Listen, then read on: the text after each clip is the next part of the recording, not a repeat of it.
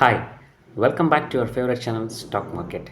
Today in this video we will see three important updates of different companies. That's one is rvnl, IRDA, and another one important of Lumex Auto Technologies.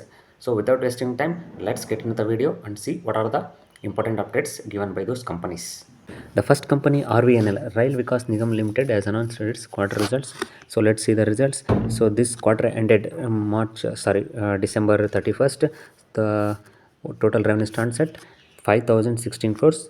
Last quarter it was 5,210 crores. The last year same quarter it was 5,200 crores.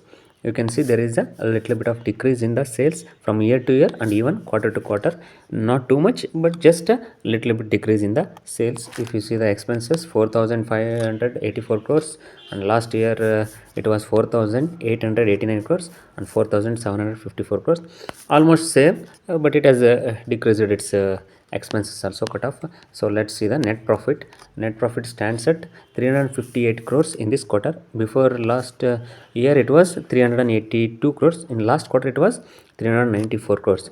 So from quarter to quarter and from year to year, in both there is a little bit of decrease in net profit and sales also. So in overall we can say average results, not too bad, not too good, but it's okay results because it's already saturated and a large cap company. So you can't expect much 3x 5x 10x growths in large companies, but they are maintaining their consistency in growth and profit.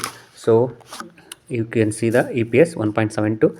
In last quarter it was 1.89. In last year it was 1.83. So just little bit of decrease in EPS also. That doesn't to worry about it. It's a good company. We are already into the stocks, can hold it on for a long period. So freshers, I think there may be a little bit of correction in coming future days. So wait for it. So let's move on to the next topic. Here you can see a very big update from Lumex Auto Technologies Limited.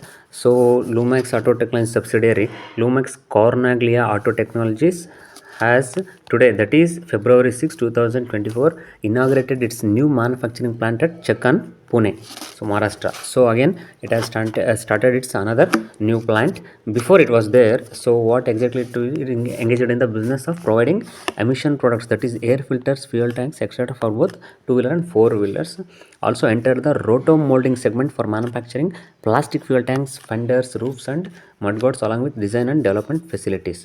So before it was a smaller area of 32k square feet factory space. Now it has been expanded to 2.5 lakh square feet and a dedicated 7k square feet in-house R&D laboratory, and is a one-stop solution for complete vehicle emission requirements of any auto EVM in India and beyond. I mean, it is also exporting its parts to Volvo and some big other companies. It has also a very good clientele list, and so it's belongs to DK Jain Group. It's a big company, and it's a very good update for shareholders of this company, Lumex Auto Technologies. Let's move to next one. There is a good news for IREDA shareholders.